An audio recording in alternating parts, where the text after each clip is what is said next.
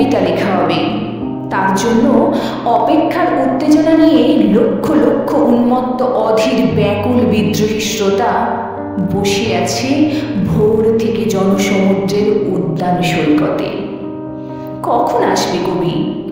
এই শিশু পার্ক সেদিন ছিল না, এই বৃক্ষে ফুলে শোভিত উদ্যান সেদিন ছিল না, এই তন্দ্রাচ্ছন্ন বিবর্ণ বিকেল সেদিন ছিল না। তাহলে কেমন ছিল সেদিনের সেই বিকেল বেলাটি? তাহলে কেমন ছিল শিশু পার্কে, বেঞ্চে, বৃক্ষে, ফুলের বাগানে ঢেকে দেওয়া এই ঢাকার হৃদয় মাঠখানি? জানি সেদিনের সব স্মৃতি মুছে দিতে হয়েছে উদ্যত কালো হাত। তাই দেখি কবিহীন এই বিমুখ প্রান্তরে আজ কবির বিরুদ্ধে কবি, মাঠের বিরুদ্ধে মাঠ, বিকেলের বিরুদ্ধে বিকেল, উদ্যানের বিরুদ্ধে উদ্যান, মার্চের বিরুদ্ধে মার্চ। হে অনাগত শিশু, হে আগামী দিনের কবি, শিশু পার্কের রঙিন দোলনায় দোল খেতে খেতে তুমি একদিন সব জানতে পারবে।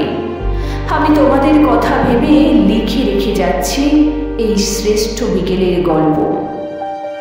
সেই উদ্যানের রূপ ছিল ভিন্নতর।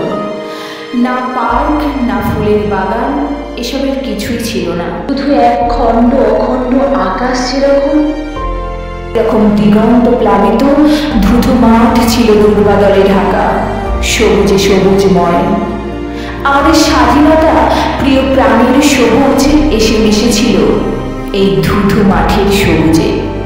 কপালে কবজিতে লাল শাল বেঁধে এই মাঠে ছুটে এসেছিল কারখানা থেকে লোহার শ্রমিক, নাঙল জোয়াল কাঁধে এসেছিল ঝাঁকে ঝাঁক বেঁধে উলঙ্গ কৃষক, পুলিশের অস্ত্র কেড়ে নিয়ে এসেছিল প্রদীপ্ত যুবক, হাতের মুঠোয় মৃত্যু, চোখে স্বপ্ন নিয়ে এসেছিল মধ্যবিত্ত, নিম্ন মধ্যবিত্ত, করুণ কেরানি, নারী, বৃদ্ধ, বেশ্যা, ভবঘুরে।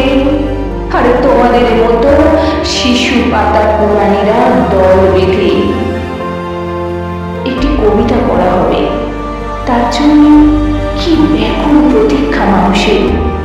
কখন আসবে কবি? কখন আসবে কবি? শত বছরে শত সংগ্রাম শেষে রবীন্দ্রনাথের মতো দৃপ্ত পায়ে হেঁটে অতঃপর কবি এসে জনতার মঞ্চে দাঁড়ালেন। তখন পলকে দারুণ ঝলকে তরিত উঠিল জল, হৃদয়ে লাগিল দোলা, জনসমুদ্রে জাগিল জোয়ার, সকল দুয়ার খোলা, কে রোধে তার বজ্র কণ্ঠবাণী। গণসূর্যের মঞ্চ কাঁপিয়ে কবি শোনালেন তার অমর কবিতাখানি।